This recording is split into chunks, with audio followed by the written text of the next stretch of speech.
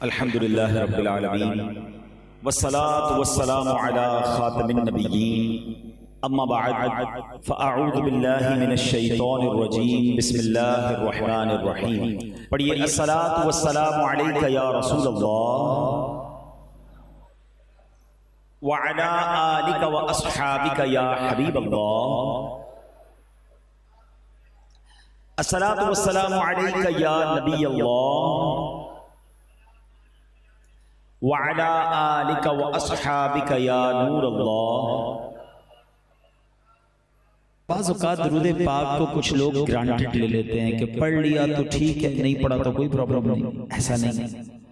درود پاک بعض مواقع پر نہ پڑھنا یہ بڑی محرومی کا باعث بھی ہو جاتا ہے. ایک حدیث پاک کا مضمون ہے، جو مجھ پر درود پاک پڑھنا بھول گیا وہ جنت کا راستہ بھول گیا.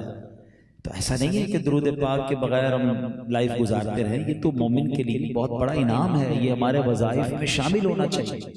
اور آج جو میں حدیث سنانے جا رہا ہوں وہ ایکچولی ہمیں درود پاک کی فضیلت بھی بتائے گی اور ساتھ ساتھ مزید دو اہم کام جو ہم نے کرنے اس کی امپورٹنس کا پتہ چلے گا.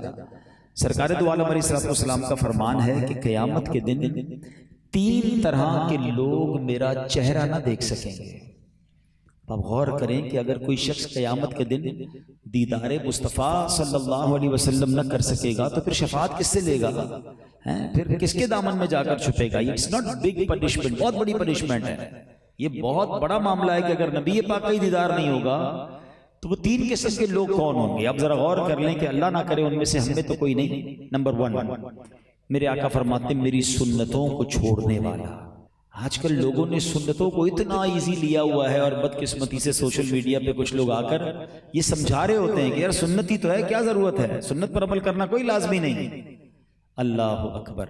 ایک عاشق رسول کے لیے اس سے بڑی کیا بات ہے کہ یہ میرے آقا کا طریقہ ہے. ان کی محبت ہی مجھے اس پر عمل کرنے پر مجبور کرتی ہے. بلکہ نبی پاک نے خود فرمایا من احب سنتی فقد احبنی، جس نے میری سنت سے محبت کی اس نے مجھ سے محبت کی. اور ومن احبنی کان معی فی الجنہ، اور جس نے مجھ سے محبت کی وہ جنت میں میرے ساتھ ہوگا. تو نبی پاک کی سنت پر عمل کرنا یہ تو جنت کا راستہ. مگر آج بڑی تعداد میں لوگ سنتوں کو بالکل چھوڑتے جا رہے ہیں. قیامت کے دن آقا فرماتے ہیں میرا چہرہ بھی نہیں دیکھ سکے گا میری سنتوں کو چھوڑنے والا. دوسرے نمبر پر فرمایا ماں باپ کا نافرمان. اب یہ بھی بڑا اہم معاملہ ہے. یہاں بچے بھی بیٹھے ہیں، نوجوان بھی بیٹھے ہیں. خدا کی قسم وہ بڑا خوش نصیب ہے جس کے ماں باپ اس کے ساتھ ہیں. ماں باپ میں کوئی ایک بھی اگر آپ کے ساتھ ہے نا تو یہ جنت کا دروازہ ہے آپ کے گھر میں. راضی کیجئے، دعائیں لیجئے.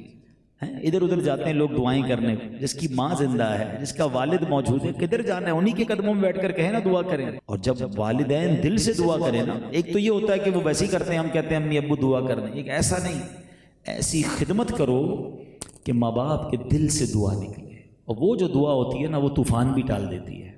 مگر آج بدقسمتی سے ماں باپ کو لوگ تنگ کر رہے ہیں، ماں باپ کو تکلیف پہنچا رہے ہیں. ماں باپ پریشان ہیں بچوں سے. ملتے ہیں ہمیں. کل پرسوں کی بات ہے، میں ایک جگہ بیان کرنے گیا. بیان کے بعد ملاقات ہو رہی تھی. ایک سفید داڑھی والے بزرگ آئے اور اب یقین کریں ان کی آنکھوں میں آنسو تھے. کہ حضرت ایک بیان ایسا بھی کریں کہ بیٹا باپ کو گالیاں دے، وہ کیسا ہے؟ میرے گھر کا ماحول بہت برا ہے. میں آج آپ سے بات کر رہا ہوں، میرے سامنے اس بزرگ باپ کا چہرہ ہے. بے بسی چھلک رہی تھی. یعنی یار تف ہے اس اولاد پر جو باپ کو برا بھلا کہتا ہے. وہ لڑکی کیسی ہے جو ماں جس سے ڈر رہی ہے.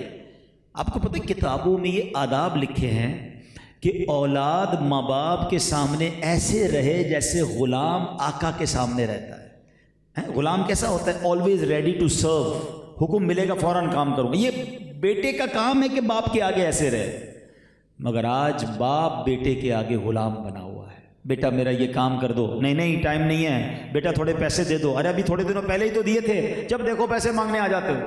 ہاں ایسی لینگویج باپ کے سامنے. کبھی سوچا آپ نے کہ آج جو بیٹا باپ کو کہہ رہا ہے کہ یہ پیسے میرے ہیں آپ کے نہیں ہیں؟ میں اور آپ بے لباس پیدا ہوئے تھے. میرا والد کہہ دیتا کہ بیٹا پیسے میرے تیرے نہیں تو میں تو ننگا ہی رہ جاتا نا. لباس کون پہناتا؟ مجھے لباس پہنایا میرے والدین نے، کھانا کھلایا میرے والدین نے، تعلیم دلوائی میرے والد. کسی موقع پہ امی ابو نے یہ نہیں کہا یہ پیسے میرے ہیں. انہوں نے پیٹ کاٹ کے ہمیں پالا. whatever we asked, جو مانگا ہم روئے ضدیں کی. اب آپ کے بچے جن کے ہو گئے ان کو میری باتیں سمجھ آ رہی کہ ہم نے بچپن میں کیا کیا ہوگا. کہ کسی کھلونے کو دیکھ کر رونا لگ گئے ہوں گے اور ابو کے پاس تھوڑے پیسے ہوں گے, اپنی کوئی چیز مائنس کی ہوگی, ہمیں کھلونا دلایا ہوگا. آپ کرتے ہو نا اپنے بچوں کے لیے. یہ ہیں ماں باپ. اور آج جب وہ بوڑھے ہو گئے تو اولاد یہ کہے گی کہ یہ پیسے میرے ہیں, یہ میرا ہے, یہ آپ کا ہے. نہیں, کبھی بھی نہیں.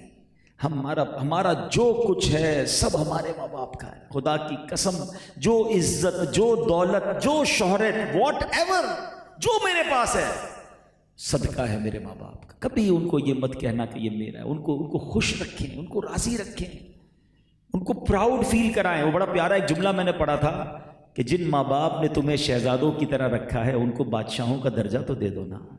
انہوں نے پیار سے شہزادہ بنا کے رکھا, اور ہم کبھی ان کو وہ بادشاہ والا درجہ نہیں دیتے کہ you are king of over house, آپ ہی بڑے ہیں. نہیں, آپ بیٹھ جائیں, آپ کو نہیں آتا. You old man, you don't know. اب دنیا بہت آگے بڑھ گئی ہے, کیا زبان ہو گئی ہے, یہ انداز. اور ایسے ایسے واقعات پڑھنے کو ہمارے پاس تو لوگ میسج کرتے ہیں, ای میلز کرتے ہیں کہ آپ بتائیں ہماری اولاد ہمارے ساتھ یہ کر رہی ہے. خدا را, اے میرے نوجوانوں, اے میرے وہ بھائیوں, you are so lucky of your parents with you. پوچھو ان سے جن کی ماں چلی گئی ہے, پوچھو ان سے جن کے والد چلے گئے. اب یقین کریں کہ دو موقع پر تو ماں باپ اتنے یاد آتے ہیں نا کہ جب کوئی بڑی خوشی مل جائے نا تب بھی یاد آتا ہے کہ ماں ہوتی تو دیکھتی کتنا خوش ہوتی کہ تیرے بیٹے کو اللہ نے کیا دیا ہے. والد ہوتا تو کتنا خوش ہوتا. خوشی کے وقت بھی ماں باپ یاد آتے ہیں, اور کبھی کوئی بڑی مصیبت آ جائے نا تب بھی بڑے یاد آتے ہیں کہ کاش ماں ہوتی نا. میں ماں کے پاس جا کر کہتا ماں پھنس گیا ہوں, دعا کر دے. والد کے پاس جاتا تھا ڈیفیکلٹی میں, ابو خالی یہ کہہ دیتے تھے نا بیٹا گھبرا نہیں میں ہوں, تو وہی کافی تھا. اب نہ ماں ہے نہ والد ہے, کس سے جا کر اپنا غم شیئر کریں, کس سے جا کے دعا کروائیں. اور جن کے پاس ہیں انہیں قدر ہی نہیں ہے. قدر کیجئے ورنہ ایک وقت آئے گا کہ ان سے بات کرنے کے لیے قبرستان جانا پڑے گا, پھر یاد آئیں گے. تو حدیث یاد رکھیے کہ ماں باپ کا نافرمان, نبی پاک فرماتے میرا چہرہ بھی نہیں دیکھ سکے گا. اور تیسرے نمبر پر میرے آقا علیہ الصلوۃ والسلام فرماتے ہیں کہ جس کے سامنے میرا ذکر ہو اور مجھ پر درود پاک نہ پڑے وہ بھی میرا چہرہ نہیں دیکھ سکے گا. اب درود پاک میں بھی بڑی کنجوسی ہو گئی ہے. آپ پورے دن میں اپنا ایک پرٹیکولر ٹائم رکھیں, ایک پرٹیکولر کاؤنٹ رکھیں کہ پورے دن میں نے اتنی بار درود پڑھنا ہے. 100 بار پڑھ لیں, 200 بار پڑھ لیں, لیکن لازمی پڑھیں تاکہ ہم درود پاک کثرت سے پڑھنے والوں میں شامل ہو جائیں. آئیے مل کر محبت کے ساتھ درود پاک پڑھ لیں. صلو علی الحبیب صلی اللہ تعالی علی محمد صلی اللہ علیہ وسلم. میں سوچ رہا تھا کہ نبی پاک کی شان بیان کرنی ہے تو کس موضوع کو لیا جائے, کس طرف بات کی جائے. اللہ نے اپنے حبیب کو ایسا باکمال بنایا ہے کہ بعض اوقات بندہ پزلڈ ہو جاتا ہے کہ کہاں سے بات شروع کروں, کہاں بات لے کر جاؤں. اس قدر باکمال ہستی ہیں. سیدی اعلیٰ حضرت نے بھی ایک بار شاید اسی کیفیت میں قلم اٹھایا کہ آؤ نبی پاک کی شان بیان کرتے ہیں, مگر اس پورے کلام میں اعلیٰ حضرت سرچنگ موڈ میں رہے, سوچتے ہی رہے کہ نبی پاک کو کہنا کیا ہے. لفظ ہی نہیں مل رہا. سرور کہوں کہ مالک و مولا کہوں تجھے, تلاش ہو رہی ہے نا کون سا لفظ استعمال کروں. سرور کہوں کہ مالک و مولا کہوں تجھے, باغ خلیل کا گل زیبا کہوں تجھے. اللہ رے تیرے جسم منور کی تابشیں, اے جانے جان میں جانے تجلا کہوں تجھے. تیرے تو وصف عیب تناہی سے ہیں بری, حیران ہوں میرے شاہ میں کیا کیا کہوں تجھے. لیکن رضا نے ختم سخن اس پہ کر دیا, یعنی لکھتے لکھتے جب تھک گئے نا کہ مل ہی نہیں رہا وہ ورڈ کیا کہنا ہے, کہتے اب اینڈ یہ کرتا ہوں, اب اس بات کو کنکلوڈ یوں کرتا ہوں کہ لیکن رضا نے ختم سخن اس پہ کر دیا, خالق کا بندہ خلق کا آقا کہوں تجھے. تو یہ شان میرے آقا علیہ الصلوۃ والسلام کی ہے. تو آج میں نبی پاک کے اس وصف پر بات کرنا چاہتا ہوں جس پر کم بات ہوتی ہے. اللہ کریم نے نبی پاک کو بے شمار کمالات سے نوازا جس کا احاطہ نہیں ہو سکتا. اسپرچویلٹی کا عالم, روحانی طاقتیں کتنی تھیں. آپ معجزات پڑھیں تو عقل حیران ہو جاتی ہے کہ زمین پر کھڑے ہو کر اشارہ کر کے چاند کو 2 ٹکڑے فرمائیں, دعا کریں تو سورج واپس پلٹ آئے. صحابہ کرام جو مانگے میرے آقا عطا فرمائیں. کسی کی ٹوٹی ٹانگ, کسی کی نکلی آنکھ, کسی کا کا ٹوٹا بازو لعاب دہن لگا کر میرے آقا جوڑ دیں. یہ اسپرچولیٹی تو کمال کی تھی. مگر آج میں فزیکل پاور پر کچھ بات کرنا چاہتا ہوں کہ میرے آقا کو رب نے جسمانی طاقت کیسی عطا فرمائی تھی. اللہ اکبر. یہ بڑا یونیک ٹاپک ہے. نارملی ہمارے آقا علیہ الصلوۃ والسلام کے بارے میں آپ کے کمالات، آپ کی خوبصورتی اور آپ کے معجزات پر بات ہوتی ہے، مگر پیارے آقا کو فزیکل کیسی پاور حاصل تھی. ایک بار نبی پاک اسلام کی دعوت دینے تشریف لے گئے. آپ قبائل میں بھی جاتے تھے، لوگوں کے پاس جاتے تھے. تو ایک بار کیا ہوا کہ پیارے آقا علیہ الصلوۃ والسلام کے سامنے ایک پہلوان آیا اور اس پہلوان کا نام تھا رکانہ. آج کی لینگویج میں بات کروں تو ہی واز دیٹ ٹائم، اس وقت کا ہیوی ویٹ چیمپئن تھا. پورے عرب میں کوئی اسے گرا نہیں سکتا تھا، اس سے کشتی نہیں لڑ سکتا تھا. اس کا دعویٰ تھا میری پیٹھ کوئی زمین سے نہیں لگا سکتا. اب نبی پاک علیہ السلام اس کے پاس تشریف لے گئے کہ اسلام قبول کر لو. اب پہلوان تھا، اس کا دماغ بھی پہلوانوں والا تھا. کہتا ہے اسلام تو جب قبول کروں گا اب مجھ سے کشتی لڑے. اب نبی پاک داعی ہیں، مبلغ ہیں، اسلام کی دعوت دینے گئے ہیں. پہلوان کہتا ہے کشتی لڑو، مجھے گرا دو تو میں مان لوں گا اب اللہ کے نبی ہیں. پہلے تو پیارے آقا علیہ السلام نے اسلام کی دعوت، جب اس کی ایک ہی ڈیمانڈ تھی تو نبی پاک نے فرمایا چلو ٹھیک ہے آ جاؤ. اب جب وہ آ گیا تو کافی لوگ جمع ہو گئے کہ رکانہ سے کشتی، اس سے تو کوئی جیت ہی نہیں سکتا. اللہ اکبر. نبی پاک علیہ الصلوۃ والسلام اس کے سامنے آئے، رکانہ کا ہاتھ پکڑا. جیسے ہی ہاتھ پکڑا نبی پاک نے اٹھایا اور اسے پٹک دیا. وہ شاکڈ ہو گیا کہ مجھے کون پٹک سکتا ہے. کہتے نہیں I was not prepared, let's do again, دوبارہ ہوگی. آقا نے فرمایا پھر آ جاؤ. وہ دوبارہ سامنے آیا، نبی پاک نے اٹھایا پھر اسے پٹک دیا. اس کو کسی داؤ پیچ کا موقع ہی نہیں مل رہا. تیسری بار ایسا ہوا. اب رکانہ کہتا ہے یہ طاقت کسی نارمل انسان میں نہیں ہو سکتی، یہ ایسی طاقت ہے جو خدائی عطا ہے. اللہ اکبر. اور رکانہ جو ہے کلمہ پڑھ کر مسلمان ہو گیا. اچھا کہتے ہیں نا پہلوانوں کی فیملی بھی پہلوانوں والی ہوتی ہے. رکانہ کا بیٹا یزید بن رکانہ، ایک دن وہ خود نبی پاک علیہ الصلوۃ والسلام کی بارگاہ میں آیا 300 بکریاں لے کر. اس نے سنا تو تھا کہ یہ اتنے کمال کے ہیں کہ میرے والد صاحب کو پچھاڑ دیا. اب وہ بھی بڑا اس زمانے کا ہیوی ویٹ بن گیا تھا. ہو سکتا ہے ابو سے کوئی مسٹیک ہو گئی، میں بھی تو چیک کروں. 300 بکریاں لے کر نبی پاک کے پاس آیا. کہتا حضور میں نے آپ سے کشتی لڑنی ہے. اب پیارے آقا اس وقت کسی اور کیفیت میں تھے. فرماتے اچھا اگر میں جیت گیا تو کیا دو گے؟ تو کہتے 300 بکریاں نا 100 آپ کو دے دوں گا. ٹھیک ہے آ جاؤ. وہ سامنے آیا، ہاتھ ملاتے نا پیارے آقا نے ہاتھ ملاتے اس کو اٹھایا اور اٹھا کے پٹک دیا. شاکڈ. کہتے نہیں یہ مجھے سمجھ نہیں آیا میرے ساتھ کیا ہوا، ایک اور مقابلہ ہوگا. فرمایا اب کیا دو گے؟ دوسری 100 دوں گا. ٹھیک ہے دوسری بار پٹک دیا. لاسٹ والی بھی 100 دوں گا، ایک اور مقابلہ کریں. ایک اور کیا. جب 3 بار نبی پاک نے پٹکا یزید بن رکانہ کو، وہ بھی کلمہ پڑھ کر مسلمان ہو گیا. آقا نے 300 بکریاں واپس تحفے میں بھی عطا فرما دی.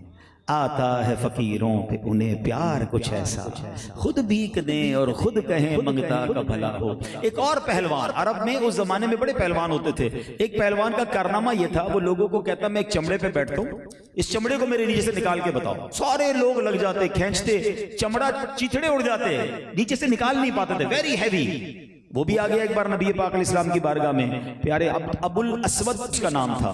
نبی پاک علیہ السلام نے اس کا بھی ہاتھ پکڑا، اٹھا کر زمین پر پٹکا اور ادھر ہی وہ جناب ڈھیر ہو گیا، کلمہ پڑھ کر مسلمان ہو گیا. یعنی اللہ نے ہر وصف میں باکمال بنایا تھا، ہر شے میں نبی پاک عرفہ و اعلیٰ ہیں. ہم ایسے نہیں کہتے سب سے اولا و اعلیٰ ہمارا نبی، سب سے بالا و اعلیٰ ہمارا نبی. سارے اونچوں سے اونچا سمجھیے جسے ہے اس اونچے سے اونچا ہمارا نبی. فزیکل طاقت کا عالم یہ ہے، بہادری کا عالم یہ ہے. ایک دن مدینہ منورہ میں رات بڑے دھماکے کی آواز آئی، صحابہ گھبرا کر باہر آئے. تو تھوڑی دیر بعد دیکھا کہ نبی پاک اس دھماکے کے مقام سے خود واپس آ رہے ہیں اور فرمایا میں نے دیکھ لیا ہے، کوئی گھبراہٹ کی بات نہیں ہے. یعنی جہاں بلاسٹ ہوا ہے، جہاں کوئی معاملہ ہوا ہے، سب سے پہلے نبی پاک خود جا رہے ہیں. جنگ کے اندر صحابہ کہا کرتے کہ ہم میں سے سب سے بہادر وہ مانا جاتا تھا جو نبی پاک کے قریب ہو کر لڑتا، کیونکہ پیارے آقا ہمیشہ آگے جا کر دشمنوں کو فیس کر کے لیڈ فرام دا فرنٹ پر جا کر لڑا کرتے تھے. شجاعت کا عالم یہ، بہادری کا عالم یہ، طاقت کا عالم یہ ہے. آپ میں سے کئی لوگوں نے یہ واقعہ سنا ہوگا کہ جب غزوہ خندق کا واقعہ ہوا. غزوہ خندق از ویری یونیک ٹائم. یہ بہت عجیب سا واقعہ ہے. اس سے پہلے کبھی بھی خندق والی جنگ نہیں لڑی گئی تھی. یہ آئیڈیا حضرت سلمان فارسی کا تھا. جب کفار نے حملہ کرنے کا پلان کیا مدینہ پاک کو، تو حضرت سلمان فارسی نے کہا حضور ہمارے فارس میں جنگ کے دوران لوگ خندق کھود دیتے ہیں. خندق مینز ٹنل. دشمن اور ہمارے درمیان ایک ٹنل بنا دیتے اور اس میں آگ لگا دیں، دشمن آ ہی نہیں سکے گا، کتنے دن کھڑا رہے گا؟ اب اس زمانے میں تو وہ ایئر کرافٹ تو تھے نہیں، ہیلی کاپٹر تو تھے نہیں، وہ کھڑا رہے گا، تیر چلاتا رہے گا، تھک کے چلا جائے گا۔ نبی پاک کو یہ آئیڈیا بڑا پسند آیا، مگر اس زمانے میں یہ تو نہیں تھا نا کہ کسی کانٹریکٹر کو فون کرے کہ باؤ ایگزیویٹر لے آؤ، ٹریکٹر لاؤ اور خندق کھودو، ریڈی کرو، نہیں، اب خود ہی کام کرنا ہے۔ پیارے آقا نے صحابہ کو فرمایا چلو بھائی سب مل کے اب خندق کھودیں گے، کچھ اس طرح کا پیغام گیا، آرڈر ہوا، صحابہ سارے کدالیں اور پھاوڑے لے کر ماشاءاللہ کام کر رہے ہیں۔ اب نبی پاک کے پاس ایک صحابی آتے ہیں، کہتے ہیں حضور خندق تو کھود رہے ہیں لیکن ایک جگہ ایسی راک، ایسا کنکریٹ کا پتھر آ گیا، چٹان آ گئی، نہیں ٹوٹ رہی۔ اب ظاہر ہے کوئی مشینری تو تھی نا، ہاتھ سے ہی کھودنا تھا، تو اب خود ہی جا رہے ہیں، وہ جگہ ٹوٹ ہی نہیں رہی۔ اچھا یہاں بھی کمال ہے کہ صحابہ سے چٹان نہیں ٹوٹ رہی، پھر بھی نبی پاک کے پاس سے آ رہے ہیں، اور آقا کی بارگاہ میں ایک صحابی کہتے ہیں حضور بھوک بہت لگ رہی ہے۔ یہ کیفیت کیا ہے؟ مزدوری ہو رہی ہے، خندق کھودا جا رہا ہے، اور بھوک کا عالم یہ ہے کہ نبی پاک کے پاس آ کر اپنے پیٹ پر ایک پتھر دکھایا کہ حضور اس بھوک کے عالم میں یہ کام کر رہے ہیں۔ اللہ اکبر! دیکھیں کونین کے والی کا کیا حال ہے۔ آقا علیہ السلام نے اپنا کرتا اٹھایا تو اس پہ 2 پتھر بندھے ہوئے تھے۔ ہائے ہائے، خندق بھی کھودنی ہے اور کھانا بھی نہیں ہے، اناج بھی نہیں ہے، میں کھانے کو بھی تھوڑا، اس کیفیت میں کہ جب 2 پتھر بندھے ہیں، آپ کو بھی بھوک لگتی ہے، مجھے بھی لگتی ہے، افطار سے پہلے کوئی کہے ذرا تھوڑا سا 2 کلومیٹر چلنا ہے، ہم کہیں بھائی جو بات کرنی افطار کے بعد کرنا، ابھی تو کھڑا بھی نہیں ہوا جا رہا۔ 2 پیٹ پر پتھر ہیں اور کرنا کیا ہے؟ چٹان نہیں ٹوٹ رہی۔ اللہ نے طاقت کیسی دی تھی، میرے آقا وہاں تشریف لے گئے اور وہی پھاوڑا اٹھا کر بسم اللہ الرحمن الرحیم پڑھ کر جب اس کدال کو اس چٹان پر مارتے ہیں وہ چٹان ریزہ ریزہ ہو جاتی ہے۔ یہ شان ہے سرکار دو عالم علیہ الصلوۃ والسلام کی۔ اب ہو سکتا ہے کسی کے ذہن میں یہ بات آئے کہ جناب آج یہ فزیکل پاور پر بات کیوں ہو رہی ہے؟ جناب میرا ایک مقصد ہے، ایک تو یقیناً شان مصطفیٰ نبی پاک کی عزتوں اور نبی پاک کے کمالات کا ایک پہلو بیان کرنا ہے، اور ہمیں اور محبت رسول علیہ الصلوۃ والسلام دل میں بڑھے کہ اللہ نے کیسا نبی عطا فرمایا۔ لیکن ایک اور اس کا جو پرسیپشن میں نے آپ کی طرف بڑھانا ہے کہ دنیا میں جب کوئی ہیوی ویٹ ہو جائے نا، دنیا میں جب کوئی طاقتور ہو جائے، دنیا میں کسی کے پاس کوئی مقام آ جائے، کسی کا جناب انفلوئنس ہو جائے، تو اب اس کی ٹور ہی بدل جاتی ہے، اس کا اسٹائل ہی بدل جاتا ہے، وہ لوگوں میں اپنے آپ کو بہت کچھ سمجھنے لگتا ہے، وہ کہتے ہیں نا اس کے پیر ہی زمین پر نہیں رہتے۔ اللہ نے ایسا مقام دیا ہے کہ زمین پر کھڑے ہو کر چاند کو اشارہ کریں تو 2 ٹکڑے ہو جائے، اور دنیا کا طاقتور سے طاقتور آدمی سامنے کھڑا نہ رہ سکے، مگر اس قدر کمالات کے باوجود میرے آقا کا عالم کیا ہے کہ کبھی جو کی موٹی روٹی تو کبھی کھجور پانی، تیرا ایسا سادہ کھانا مدنی مدینے والے ہے، چٹائی کا بچھونا کبھی خاک ہی پہ سونا، کبھی ہاتھ کا سرہانا مدنی مدینے والے، تیری سادگی پہ لاکھوں، تیری عاجزی پہ لاکھوں ہوں سلام عاجزانہ مدنی مدینے والے۔ جو بتانا مقصود ہے کہ اگر آپ میں سے کسی کو اللہ نے مال دیا ہے، کسی کو عزت دی ہے، کسی کو طاقت دی ہے، کسی کو شہرت دی ہے، ارے جو کچھ دیا ہے وہ رب نے دیا ہے، اس کے باوجود اترانا نہیں ہے، تکبر نہ کریں، گھمنڈ نہ آنے دیں۔ وہ حبیب کے امتی ہیں جس کو رب نے سب سے اعلیٰ بنایا ہے، اور عالم یہ ہے کہ ایک بار نبی پاک زمین پر بیٹھ کر نارمل طریقے سے کھانا کھا رہے ہیں، کسی نے کہا حضور آپ یوں بیٹھ کے کھانا کھا رہے ہیں زمین پر بیٹھ کر؟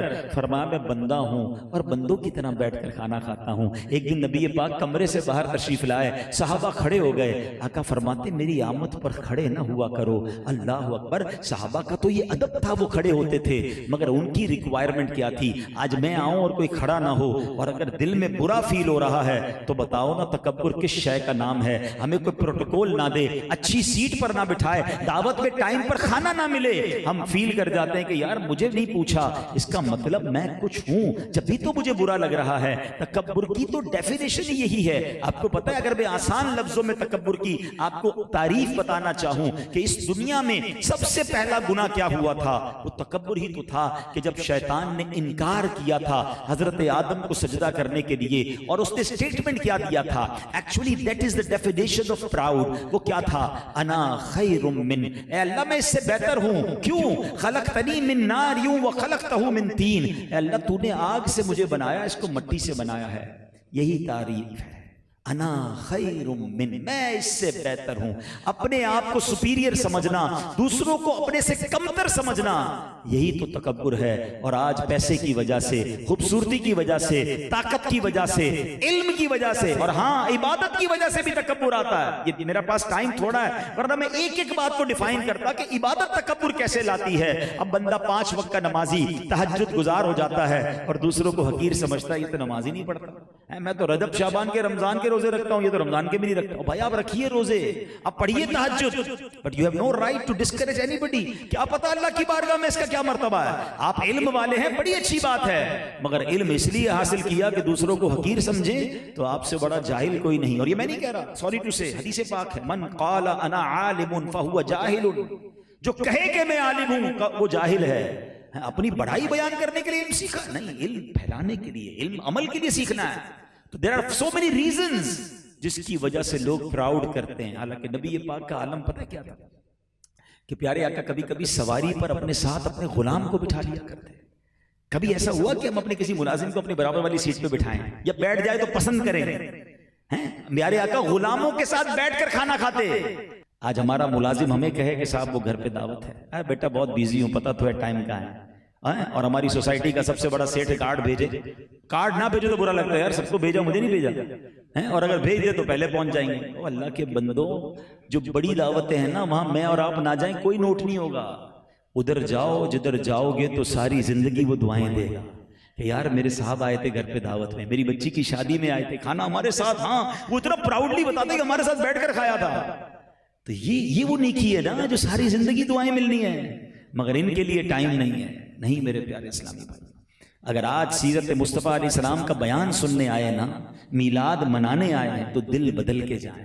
دل میں تکبر نہیں ہونا چاہیے, عاجزی, انکساری. اگر آپ چاہتے ہیں نا کہ ہمارے اندر سے تکبر ختم ہو جائے, دل صاف ہو جائے, ہم بھی عاجزی کا پیکر بن جائیں, تو کچھ سٹیپس لینے ہوں گے. سب سے پہلے حدیثوں میں مضمون ملتا ہے سلام کو عام کریں. آج کل تکبر کا ایک اور انداز بھی ہے, بھائی میں کیوں سلام کروں, وہ کرے نا, میں بڑا ہوں یہ چھوٹا ہے, یہ جب آئے سلام کرے. سلام میں پہل نہ کرنا اور اس کو اپنی شان کی کمی سمجھنا, یہ بھی تو تکبر ہے. غور کریں. اور پتہ ہے نبی پاک کی عادت کیا تھی کہ میرے آقا علیہ الصلوۃ والسلام سب کو سلام میں پہل فرماتے. صحابہ کرام فرماتے کبھی کبھی ہم پلان کرتے تھے کہ یار آج جائیں گے اور ہم پہلے سلام کریں گے. کہتے ہیں ہم جاتے مگر پھر بھی نبی پاک ہی پہلے سلام فرماتے, اپنی عادت کے مطابق وہ سلام فرماتے. ہم تو سارے غلام ہیں نا, غلاموں کو وہ سلام فرمائیں. بلکہ چلو آج ایک عشق رسول کی بات بتا دوں, مبارک ہونے جو مدینے جاتے رہتے ہیں. علماء کہتے ہیں آج بھی جو روضہ رسول پر جاتا ہے, اس سے پہلے کہ وہ سلام کرے میرے آقا اپنی عادت کریمہ کے مطابق آج بھی سلام میں پہل فرماتے ہیں. ہائے ہائے, اس امتی کے وارے نیارے ہو جائیں جس کو نبی پاک پہلے سلام آج بھی فرماتے ہیں. میں کیوں کروں, یہ تو میرا ملازم ہے, یہ آ کے سلام کرے نا, یہ تو چھوٹی عمر کا ہے, یہ سلام کرے. نہیں, بچہ ہو یا بڑا, میرے آقا سب کو سلام میں پہل. اور یہ سلام کو عام کرنا یہ تکبر صاف کرنے کا طریقہ بھی ہے. جب آپ سب کو سلام کر رہے ہوں گے نا, آپ کا دل صاف ہونے لگ جائے گا. بلکہ اس میں بھی ایک مشورہ دیتا ہوں, کبھی کبھی محفل میں, مسجد میں کچھ لوگ ایسے نظر آتے ہیں جو بیچارے ویل آف نہیں ہوتے نا, کپڑے پرانے سے ہوتے ہیں, بعض اوقات میلے بھی ہوتے ہیں, یا کچھ لوگ معذور ہوتے ہیں, آپ نے دیکھا ہوگا چل نہیں پا رہے ہوتے, ہاتھ پاؤں ٹیڑھے ہوتے ہیں, ان سے کوئی نہیں ملتا. آپ آگے بڑھ کر ان سے ملیں, بلکہ پاسبل ہو تو سینے لگا لیں. آپ بلیو کریں وہ رو پڑے گا, اس کی آنکھوں میں آنسو آ جائیں گے. اس کو کتنے سال ہو گئے کسی نے سینے نہیں لگایا ہوگا.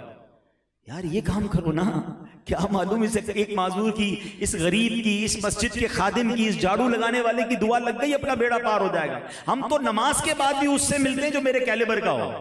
کمال دیکھیں, مسجد میں بھی ہم نے, حالانکہ صفوں میں ہم کیا کہتے ہیں, اسلام وہ مذہب ہے جس نے مساوات کا درس دیا ہے. ایک ہی صف میں کھڑے ہو گئے محمود و ایاز, محمود و ایاز کھڑے ہو گئے ہیں, نماز کے بعد ملنے کے لیے تیار نہیں ہے, ہاتھ نہیں ملاتے محمود و ایاز. محمود کوئی ڈھونڈتا ہے, کیڈیا والا کون ہے, بنگلے والا کون ہے, ادھر ڈرائیور بھی پڑھ رہا ہے نماز, اس سے کیوں نہیں ملا رہے ہاتھ؟ پوچھئے اپنے دل سے. یہ خاموشی سے تکبر کی طرف شیطان لے جا رہا ہے. میں مشورہ دیتا ہوں آپ کو, اگر آپ چاہتے ہیں کہ یہ بلا میرے دل سے نکلے, and how severe it is, آپ کو پتہ ہے کتنا بڑا جرم ہے یہ. آقا فرماتے ہیں, حدیث آپ سب کو یاد ہوگی, میجورٹی کو یاد ہوگی. حدیث کا مضمون ہے, جس کے دل میں رائی کے دانے کے برابر تکبر ہوگا وہ جنت میں نہیں جائے گا. سنیے نا حدیث, واٹ از رائی کا دانہ, اتنا ڈاٹ, اتنا تکبر ہوگا نہیں جائے گا. جس کا پورا دل ہی تکبر سے بھرا ہے, روز کہتا ہے بھائی میرے ملازم تم میرے سامنے کیا بات کر رہے ہو، کھڑے ہو. یعنی میں دیکھتا ہوں کئی آفیسز میں ملازم کو بیٹھنے کی اجازت نہیں ہے صاحب کے سامنے، وہ بیٹھیں گے باقی کھڑے رہیں گے. کھڑے ہو کے بات کرو، نگاہیں نیچی کر کے بات کرو، آواز کم کرو، مسل کے رکھ دوں گا، جانتے نہیں ہو کون ہوں. اللہ اکبر، یہ ایک انسان کیسے گفتگو کر سکتا ہے؟ ایک مسلمان. میرے آقا علیہ الصلوۃ والسلام، اللہ اکبر، آپ کو پتہ ہے صحابہ سے کیا ایٹیٹیوڈ تھا؟ میرے آقا مجمع میں اعلان فرماتے ہیں کسی کا کوئی مجھ پر آتا ہے تو لے لو، کوئی بدلہ لینا ہے تو لے لو، اگر میں نے کسی کا کوئی حق دبایا تو مجھ سے لے لو. نبی پاک، ایک بار تو ہوا نا بڑا عجیب واقعہ، آقا علیہ الصلوۃ والسلام ایک غزوے میں صفیں درست کر رہے تھے، اعلان فرمایا کوئی ہے جس کا مجھ پہ کوئی حق آتا ہے، بدلہ لینا ہے تو لے لو. ایک صحابی کہتے ہیں حضور میں نے بدلہ لینا ہے. Everybody become shocked. صحابی ہو کر نبی پاک سے بدلہ کا. حضور ایک دن آپ صف سیدھی کر رہے تھے، آپ نے اپنی ڈنڈی سے میرے پیٹ پہ جو ہے نا آپ نے چبویا تھا، تو پیارے آقا نے فرمایا چلو آ جاؤ لے لو. فرمایا نہیں حضور، جس وقت آپ نے ڈنڈی میرے پیٹ سے لگائی تھی نا، کرتا نہیں تھا میرے پیٹ پہ، آپ نے کرتا پہنا ہے. پیارے آقا نے اپنا کرتا اوپر کیا، صحابہ کی چیخیں نکل گئی کہ یہ کیا کر رہے ہیں.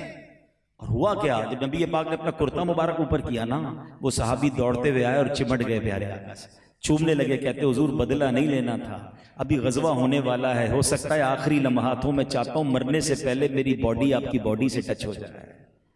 مگر what we learned from that announcement کیا تھا؟ if you have anything on me، میرے اوپر کوئی قرضہ کوئی بدلہ ہے تو لے لو. یہ نبی پاک. کبھی میں نے سوچا کہ میں نے کتنوں کے حق دینے، میں نے کتنوں کے دل توڑے، میں نے کتنوں کا جناب عزت کو پامال کیا ہے؟ سوچتے بھی نہیں. آج کل لوگ سوچتے بھی نہیں، غریب آدمی سے بات کرتے ہوئے، اپنی بیوی سے بات کرتے ہوئے، اپنی فیملی سے بات کرتے ہوئے، جو منہ میں آیا اس کو کہہ دیا، معاف کرنے کے لیے کوئی تیار نہیں ہے. نہ کریں ایسا. ایک حدیث پاک خدا را یاد کر لیں، میلاد کے اجتماع میں آئے نا، کچھ میسج لے کر جائیں، ویری شارٹ حدیث، یہ 2 لفظوں کی حدیث ساری زندگی کام آئے گی آپ کو.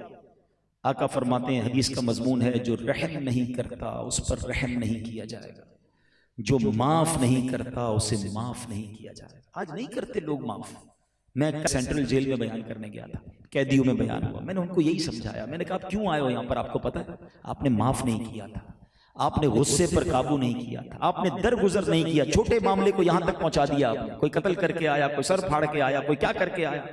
اچھا کئی تو وہ ہیں جو قید کے اندر بھی تیاری میں بیٹھے کہ باہر نکل کے پھر نہیں چھوڑوں گا، بدلہ لینا ہے. نسلوں میں دشمنی چل رہی ہے، ہمارے اپنے خاندان میں یہ بیٹھے نا، ہماری فیملیز میں لوگ ماں باپ کہہ کے جاتے ہیں ہمارے مرنے کے بعد بھی چاچا کے گھر نہیں جانا، خبردار میرے مرنے کے بعد بھی فلاں پھوپھی کا چہرہ دیکھا ہے. تو یار کیا ہو گیا ہمیں؟ میرے آقا جانی دشمن کو معاف کر دیں. اچھا نعت سب کو یاد ہے، میلاد میں پڑھتے بھی سارے ہیں کہ سلام اس پر کہ جس نے گالیاں سن کر دعائیں دی، سلام اس پر کہ جس نے خون کے پیاسوں کو قبائیں دی. کبھی گالی سن کے دعا دی آپ نے؟ ارے میں تو اب بتاتا ہوں مجھے کتنی گالیاں یاد ہیں. پھر کیسے امتی ہو یار؟ ایک طرف تو کہتے ہیں پیارے آقا کا غلام، لیکن ذرا مزاج کے خلاف بات ہو جائے، ذرا کسی سے غلطی ہوئی ہے یار، انسان ہے، ہو گئی غلطی، ملازم ہے، بیٹا ہے، بیوی ہے، پڑوسی ہے، روڈ پہ جانے والا مسافر بیچارے سے ہو گئی مسٹیک، نہیں چھوڑوں گا، اندھا ہے، کیسے گاڑی لگی، کیسے میرے آگے سے نکلا. پر اللہ اکبر، اتنا ریونج، اتنی فرسٹریشن، اتنا ریڈی ٹو فائٹ، کیا جواب دیں گے اللہ کو؟ حدیث پوری نہیں سنائی ابھی میں نے. جو رحم نہیں کرتا اس پر رحم نہیں کیا جائے گا، جو معاف نہیں کرتا اس کو معاف نہیں کیا جائے گا. پلیز اپنی عادتوں کو بدلیے. یہ ہر بات پر ٹٹ فور ٹیٹ، جیسے کو تیسا، اینٹ کا جواب پتھر سے، بتاؤں گا میں کون ہوں. اور واقعی بندہ بتا دیتا ہے آپ کون ہیں. آپ کے اندر جو ہے نا خود ہی نکل رہا ہے. یہ ایک نیا جملہ مشہور ہے نا، ہم شریف کے ساتھ شریف ہیں، بدماش کے ساتھ بدماش ہیں. مجھے آج تک سمجھ نہیں آیا کون سا بٹن لگا ہوا ہے آپ کے اندر کہ جب بدماش سامنے آتا ہے تو آپ بھی بدماش بن جاتے ہیں. او بھائی، شریف آدمی شریف کے ساتھ بھی شریف ہوتا ہے، بدماش کے ساتھ بھی شریف ہوتا ہے، جب بھی تو بدماش سدھرے گا نا. سلام اس پر کہ جس نے گالیاں سن کر دعائیں دی، سلام اس پر کہ جس نے خون کے پیاسوں کو قبائیں دی. سوسائیڈ اٹیک کرنے آئے تھے لوگ نبی پاک پر، اور میرے آقا نے معاف کر دیا. کتنا مشہور واقعہ ہے. ایک بار نبی پاک علیہ السلام کہیں آرام کر رہے ہیں، کوئی بھی نہیں تھا، صحابی بھی نہیں، کوئی گارڈ بھی نہیں، اکیلے آرام فرما رہے. غورس غیر مسلم تھا، آیا تلوار لے کر نبی پاک کو معاذ اللہ شہید کر رہے. جب تلوار لے کر آئے نا، بالکل جب نبی پاک کے قریب پہنچ گیا تو پیارے آقا کی آنکھ مبارک کھلتی ہے. دیکھا غورس کھڑا ہے، تلوار ہاتھ میں، نو بڈی دیئر ٹو ڈیفینڈ. بڑے تکبر سے کہتا ہے اے محمد صلی اللہ علیہ وسلم آج تمہیں کون بچائے گا مجھ سے؟ آئے جواب پتہ ہے کیا دیا نبی پاک نے؟ ون ورڈ، صرف ایک لفظ فرمایا اللہ۔ حبیب پاک کی زبان سے جب لفظ اللہ ادا ہوا ہوگا منظر کیسا ہوگا؟ غورث کانپنے لگا، ہاتھ سے تلوار گر گئی، پیارے آقا نے وہ تلوار اٹھائی اور فرمایا غورث اب تمہیں کون بچائے گا؟ اب تو وہ ایک تو اٹیک کرنے آیا تھا، مجرم تھا، کہتا حضور آپ تو معاف کرنے والے ہیں، آپ تو بڑے کریم ہیں۔ پیارے آقا نے فرمایا جا تجھے معاف کیا۔ ہم تو چھوٹی چھوٹی باتوں کو یاد کر کے بیٹھے ہیں یار، دل میں بدلے پال کر بیٹھے ہیں، بس یار موقع ملے، ابھی اس کے بچے کی شادی ہونی ہے نا، پھر ذلیل کروں گا اس کو، آئے گا نا دعوت دینے، ہمارے رشتہ داروں میں یہ کچھ لوگ بیٹھے ہوتے ہیں، ابھی کچھ نہیں کہوں گا، جب اس کی بیٹی کی شادی ہوگی، جب بلانے آئے گا میں نہیں جاؤں گا اس کی دعوت میں، اس کی دعوت خراب کرنی ہے۔ توبہ توبہ یار، کسی بس ہاتھ میں آ جائے، میرے کاروبار میں کوئی ڈیل آ جائے، اس کی پھر خراب کروں گا، ابھی اس کا نیا پروجیکٹ شروع ہونے والا ہے نا، اس دن اس کے لیے خلاف سوشل میڈیا پہ پوسٹ لگاؤں گا۔ اتنا بدلا، اتنا ریونج۔ اچھا اس ریونج کی آگ میں آپ خود بھی تو جل رہے ہیں، آپ کو بھی سکون نہیں آ رہا۔ معاف کر دو تو خود بھی پرسکون ہو جاؤ گے، اور اللہ معاف کرنے والوں کو پسند کرتا ہے۔ آپ ایک دعا سب کو یاد ہوگی، ہم نے بار بار یہ دعا کی ہوئی ہے۔ دعا کیا ہے؟ اللہم انک عفو تحب العفو فاعف عنی۔ کیا دعا ہے یار، ترجمہ کتنا پیارا ہے۔ اللہم انک عفو، اللہ تو معاف کرنے والا ہے، تحب العفو، معافی کو پسند کرتا ہے، فاعف عنی، اللہ مجھے بھی معاف کر دے۔ کتنی پیاری دعا ہے۔ مگر ایک بات بتائیے، اللہ سے کیا کہہ رہا ہوں؟ اے اللہ تو معافی کو پسند کرتا ہے، میرے سارے گناہ معاف کر دے۔ ہم اللہ سے یہ کہتے ہیں نا، صغیرہ بھی معاف کر دے، کبیرہ بھی معاف کر دے، چھپ کر کیے ہوئے بھی معاف کر دے، اعلانیہ بھی معاف کر دے۔ اگر میں آپ سے پوچھوں آپ نے بندوں کو معاف کر دیا ہے؟ نہیں، میں معاف نہیں کروں گا۔ اللہ مجھے سارے معاف کر دے، میں اس کے بندوں کو معاف نہیں کروں گا۔ یار کمال ہے۔ مزہ یہ ہے کہ اللہ سے کبھی ایسے بھی کہہ کے دیکھو نا، اے اللہ میں بندہ ہوں، مجھے بندوں نے ستایا، مجھے دکھ دیا، تکلیف دی، اللہ میں نے سب کو معاف کر دیا۔ اے کریم، میں نے بندہ ہو کر تیرے بندوں کو معاف کر دیا، تو سب سے بڑا معاف کرنے والا، اے اللہ تو بھی مجھے معاف کر دے۔ بتاؤ اس دعا اور اس دعا میں کتنا فرق ہے؟ یہ کیجئے، معاف کیجئے۔ اور ہاں آخری بات، اگر آپ کو اس بیان سے یہ یاد آ رہا ہے نا کہ ہاں یار فلاں بندے کا دل تو دکھا دیا تھا، فلاں کے ساتھ زیادتی تو کر دی تھی، ملازم کو کہہ تو دیا تھا، بیوی کو ڈانٹ تو دیا تھا، قصور بیچاری کا تھا نہیں، تو معافی مانگ لیجئے، آج سلو کر لیجئے۔ کیوں؟ قیامت کے دن مشکل ہو جائے گی۔ اب بات شیطان پتہ ہے دماغ میں کیا ڈال رہا ہوگا کہ یار سیٹ ہو کے ملازم سے معافی مانگوں گا، شوہر ہو کے بیوی سے معافی مانگوں گا۔ میں نے تھوڑی دیر پہلے تو واقعہ سنا ہے کہ نبی پاک تو صحابہ سے کہہ رہے تھے بدلہ ہے تو لے لو۔ کون؟ سب کے آقا ہیں، سب کی جانیں قربان ہیں نبی پاک پر۔ ہمارے امیر اہل سنت مولانا الیاس قادری صاحب ایک مدنی مذاکرے میں کمال کی باتیں کہتے ہیں، رونگٹے کھڑے ہو جاتے ہیں ان باتوں سے۔ پتہ کیا فرماتے ہیں؟ اس کا خلاصہ یہ ہے کہ اگر باپ نے بیٹے کے ساتھ زیادتی کی ہے نا تو باپ کو بیٹے سے معافی مانگنی پڑے گی۔ شوہر نے بیوی کے ساتھ اگر زیادتی کی ہے، ناحق ستایا ہے، شوہر کو بیوی سے معافی مانگنی پڑے گی۔ استاد نے شاگرد کے ساتھ اگر زیادتی کی ہے، ہم شاگرد کو تو کہتے ہیں استاد کا ادب کرو، بیٹے کو تو کہتے ہیں ماں باپ، لیکن شریعت کتنی بڑی ہے، سنیے گا، استاد نے شاگرد کے ساتھ اگر زیادتی کی ہے، استاد کو شاگرد سے معافی مانگنی ہوگی۔ آگے ایک اسٹیپ بڑھ کے کہتے ہیں اگر پیر نے مرید کے ساتھ زیادتی کی ہے تو پیر کو مرید سے بھی معافی مانگنی ہوگی۔ اور پھر فرمایا کیوں؟ کہ جب نبی پاک علیہ الصلوۃ والسلام صحابہ سے کہہ رہے ہیں کوئی بدلہ ہے تو لے لو، تو اس کا مطلب کیا ہے؟ اتنا سینسٹیو معاملہ ہے۔ یقیناً نماز بڑا اہم فرض ہے، روزہ، حج، زکوٰۃ۔ مجھے بہت سارے یہاں نمازی نظر آ رہے ہیں، بہت سارے حاجی صاحب بیٹھے ہیں، بہت سارے سخی بھائی بیٹھے ہوں گے، بیوٹیفل، بہت اچھی بات ہے، لیکن یہ سارے عمل آپ کے اور اللہ کے درمیان ہیں، یہ حقوق اللہ ہیں، اللہ کی مرضی۔ کوئی ساری زندگی نماز نہ پڑھے اللہ اسے معاف کر دے، وہ رب کا اور اس کا معاملہ ہے نا، مگر حقوق العباد میں اس کی مشیت یہ ہے کہ جب تک بندہ معاف نہیں کرے گا رب بھی معاف نہیں کرے گا۔ سینسٹیو کیا ہوا؟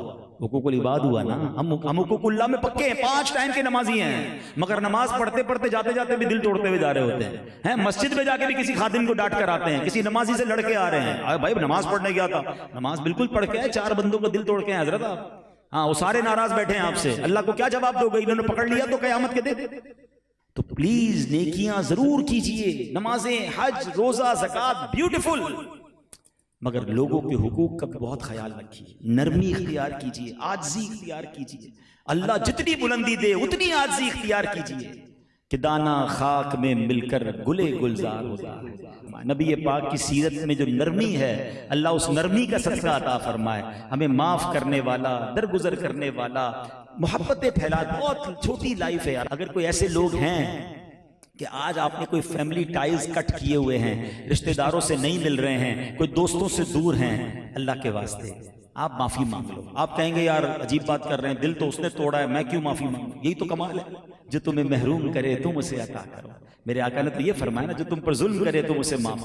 آپ آگے بڑھ کر فون کر لیں، چلے جائیں ان کے گھر پر، یار 1500 سالہ میلاد آیا، ختم کرو یار پرانی بات، میں معافی مانگتا ہوں، آؤ مل کر رہتے ہیں۔ لائف تھوڑی سی ہے، اپنوں سے دور رہ کے کیوں جی رہے ہیں؟ بچپن کے دوست لڑائی کر کے بیٹھے ہیں، ایک دوسرے کو یاد بھی آ رہے ہیں، مگر کہتا کیا وہ سوری بولے گا تو دوستی کروں گا، وہ کہتا یہ سوری بولے تو دوست۔ آپ بڑھ کے کر لو سوری یار، ایک سوری نے آپ کو دور کیا ہوا ہے، ایک سوری نے رشتے بھائی بہنوں کو دور کیا ہوا ہے۔ میاں بیوی، کئی ہمارے پاس میسج آتے ہیں 5 سال ہو گئے بیوی گھر پہ بیٹھی ہے، شرط کیا ہے؟